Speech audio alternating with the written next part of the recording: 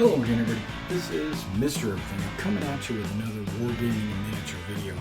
In this video, we're going to be talking about the tiles that I've already created, what they look like, how I went about the process, but I'm not going to be able to show you. I'm going to have to talk about the process.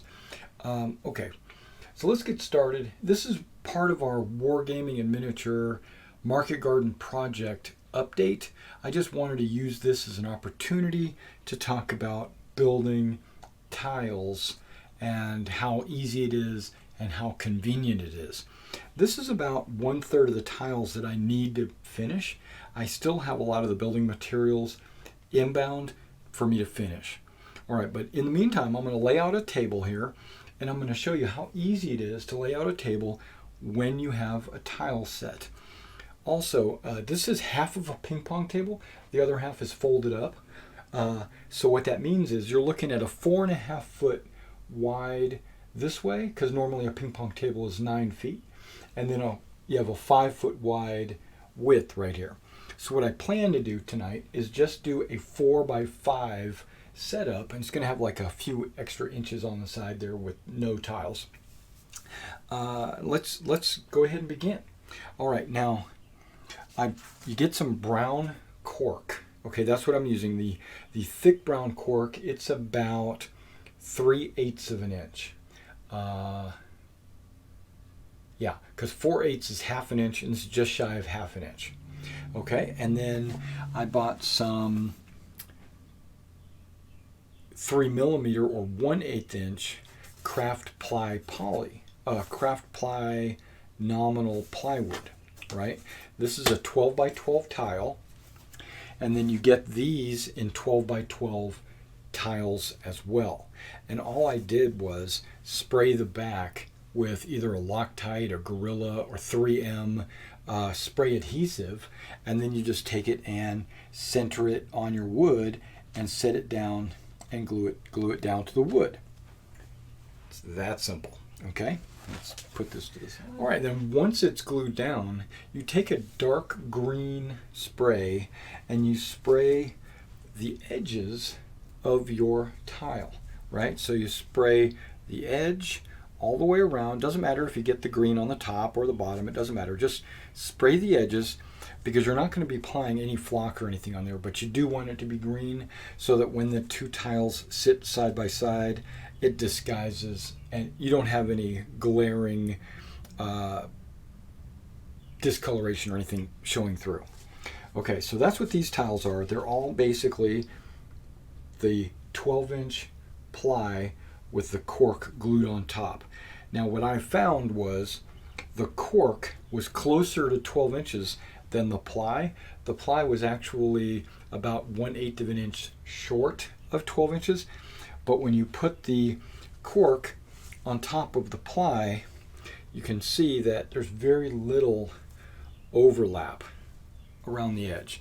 So, but when you're putting the tile on, you got to make sure you put it on so that you are completely covering the wood, so there's no wood sticking out, because you want the tile, the cork tile, to go butt on butt and not have to be trimming any of the wood off.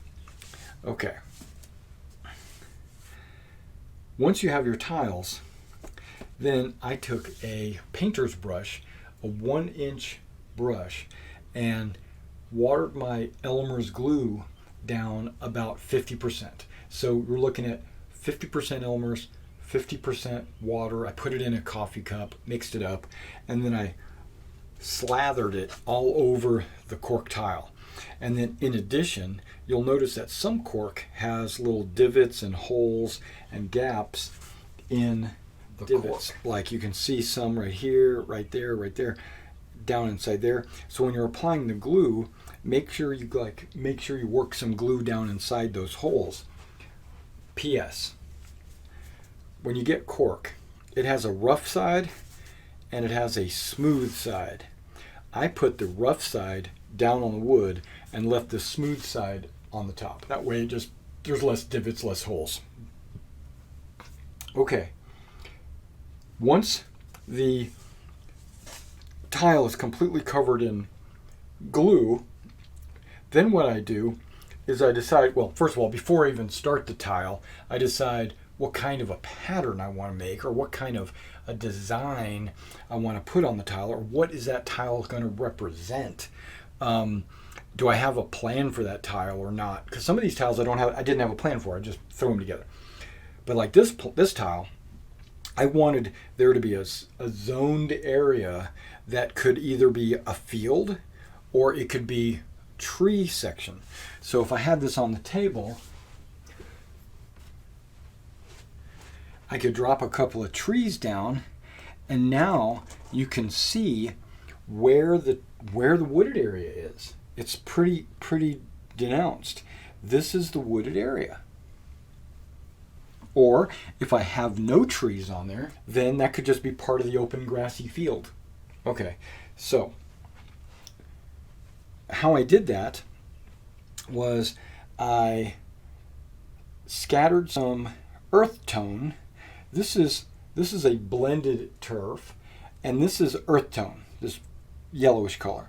So there's an earth tone from Woodland Scenics, and I kind of just put it around on the glue, right?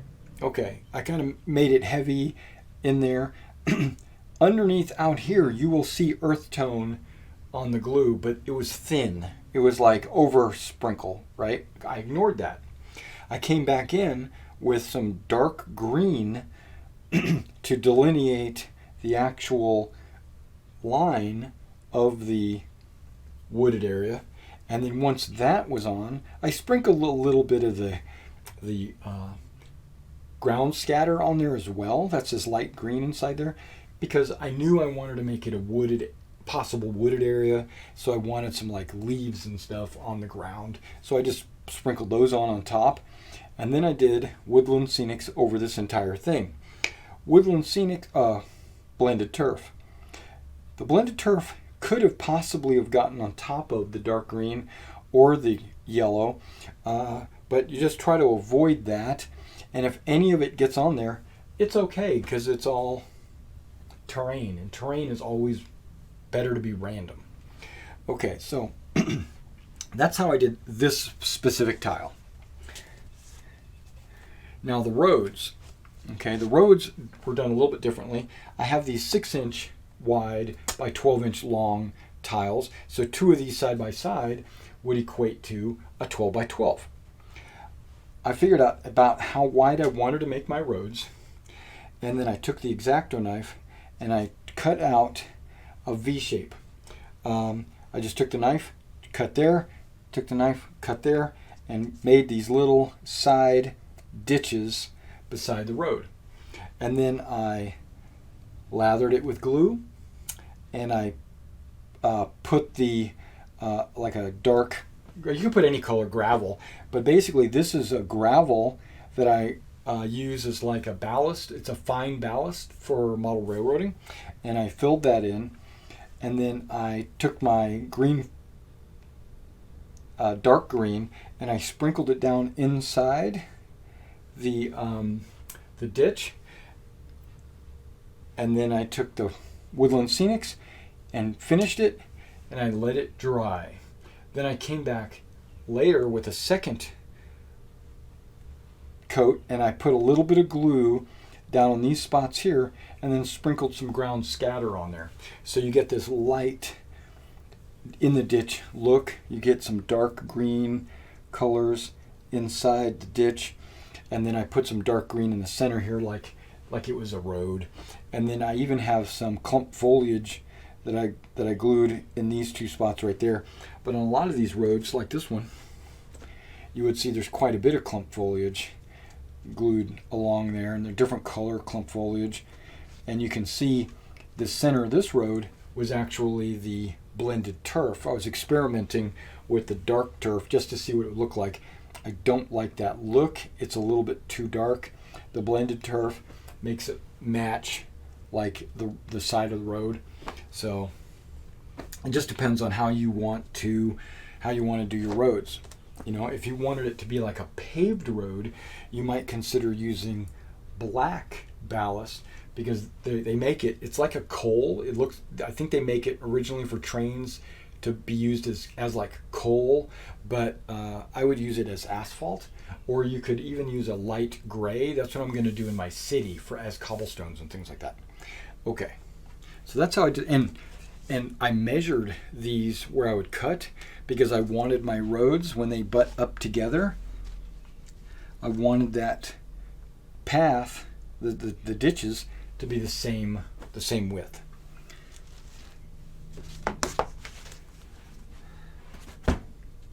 Now I made some generic tiles. You notice it's not all just one color. I don't like tiles like geohex or whatever that are just like one solid green or whatever. I don't like that. So you see a little bit of gravel scatter in there, a little bit of earth tone, a little bit more gravel there. I've got some ground scatter, and then the rest is woodland scenics. And so this, basically the whole thing was covered in woodland scenics. And when I should say blended turf, and when I shook it out and got rid of because when it's all said and done and it's dry, I turn it over, shake it, and get it off, you get kind of a blended look to it, right? And remember, I'm not painting the cork. The cork is already dark brown. That's great for ground cover.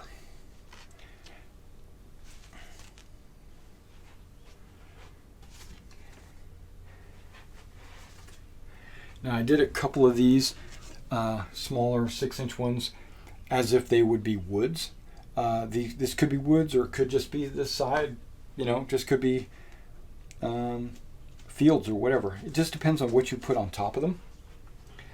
Now these are all going to be basic tiles because I want to get a collection of basic ones before I start building some bespoke ones. Like I do still plan to have some hills. I plan to have some with shell holes. I do plan to build some of these tiles with fields already put on them. Linear obstacles like hedges and fencing and walls, I'm planning on doing as a separate piece that sits on top of the tile and not glue it to the tile. But the hills, I do plan to make tiles with hills built in because I don't want a hill to look like it's a piece sitting on top of a tile. It's just, you'll see when I start building those. Okay, so let's lay this out.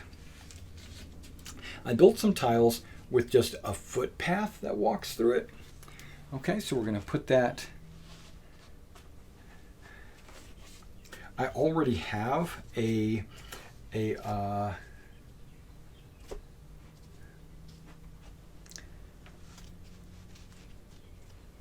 scenario planned. Okay, hold on. Let's go in a little bit more. Okay, so now just watch me set this. Watch me set the stage.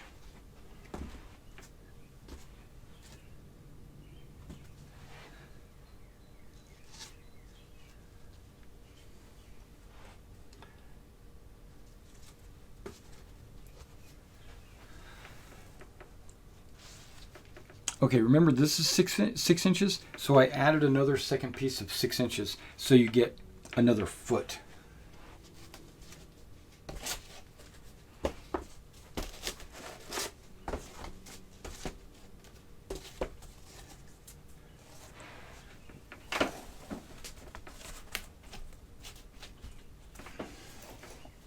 Okay, so far so good. You got a road and you have like a trail running this way. Now, I made some tiles that were rivers. I already did a video showing how I made these. If you want to see that, definitely go and check that out. Now you'll notice I line this up with the end of the table and not the tile. I'm not trying to make squares. It's actually good to line it up opposite like that because it'll also prevent it from shifting and shuffling.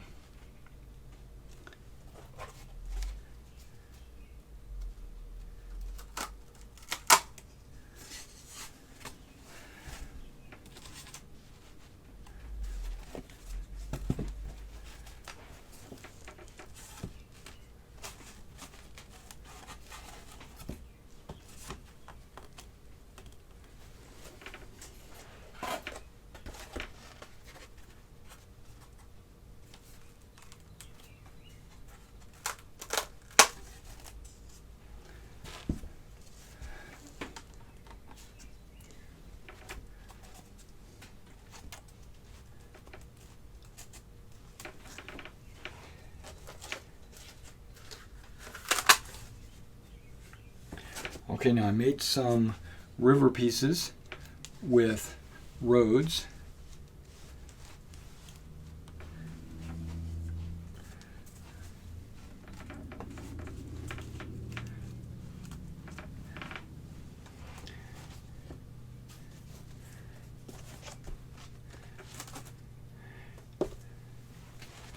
Now, like, here's one of those wooded areas that I was talking about. We're going to put that over there. But to help me line everything up, I'm going to put some roads down, or I should say the road. Okay, and there's 5 foot of roads, but I did make a 6th foot of roads. I'm just not going to be able to use it in this scenario. Normally when we play, I pull the ping pong table all the way out, and then we got 5 foot width, which we'll still probably play on a 4 by 6, but I have a 5 by 9 table, so that would be no problem. Okay, so I'm just going to put these half tiles to the side just for a moment.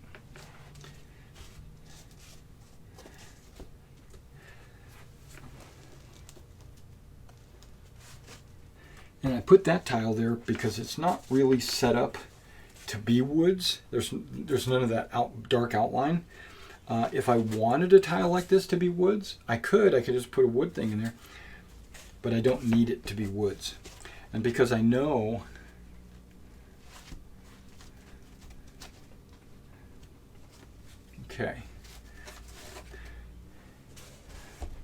that I know this part of the board is supposed to be a town,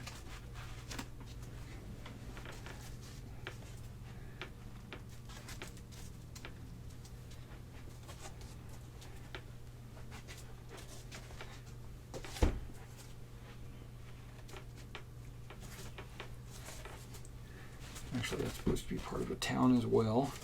So these 4 and that piece, and then I can put some wooded pieces. And now here you go. Here's the trick.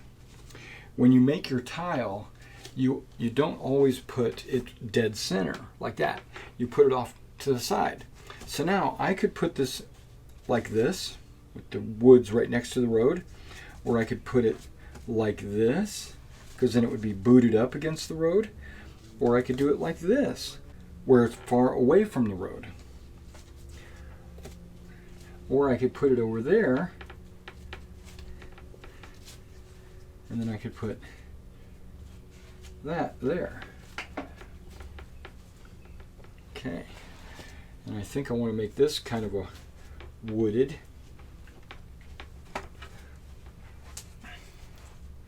Now, instead of, you see what I did here? I got these 3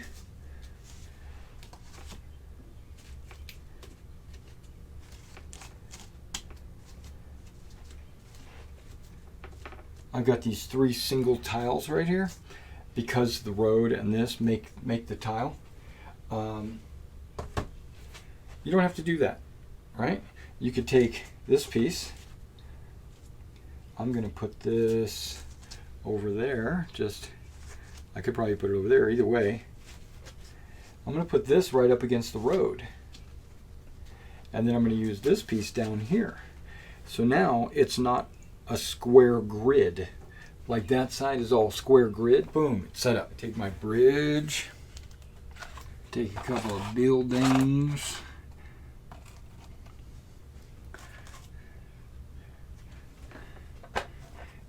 Now when I put the buildings down, you don't put them up against the tile edge.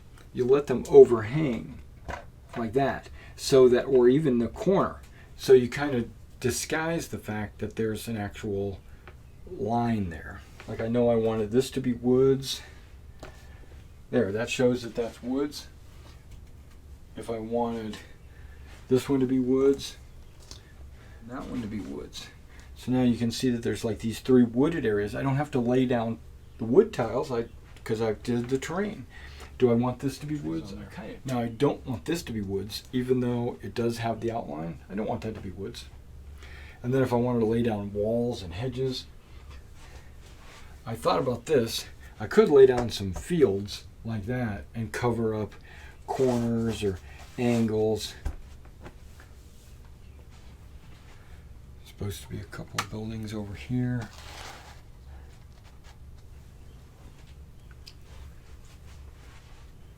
Maybe a building or two over there.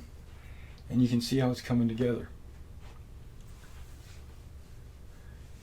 And this right now is a 4x5, and all I would need is another row of tiles, which I don't have. I have the wood, I don't have the cork. I had to reorder cork. So, all right, and that's how easy it is to set it up. If I don't like this pathway being there, if I wanted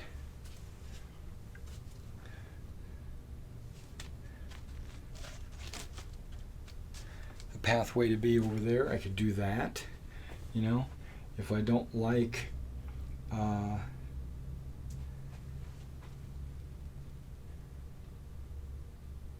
if I wanted to get both of these woods closer to the road, I could have done something like this.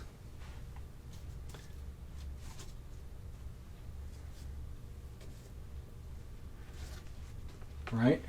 And then I could just drop a couple of trees on there, and now I've got a double wooded area right there, see? So it's geomorphic, it's ready to go, however you want to do it. This is the basic layout. I'm going to add some more tiles back here, and this is going to be one of the market garden scenarios, but I still need to do a lot more tiles to get a lot more variety, and just follow along with the channel and we'll do it. Alright, now in another video, I'm doing like 3 videos tonight. I'm doing one on the project as a whole, what models I need to do. I'm doing one on the tiles, and thank you for coming out and checking out how we did the tiles. And then I'm going to do another one where I'm focusing on the buildings that I have ready to go and which ones I'm working on. Alright, and that's the next video in just a few minutes. Come back and check that out.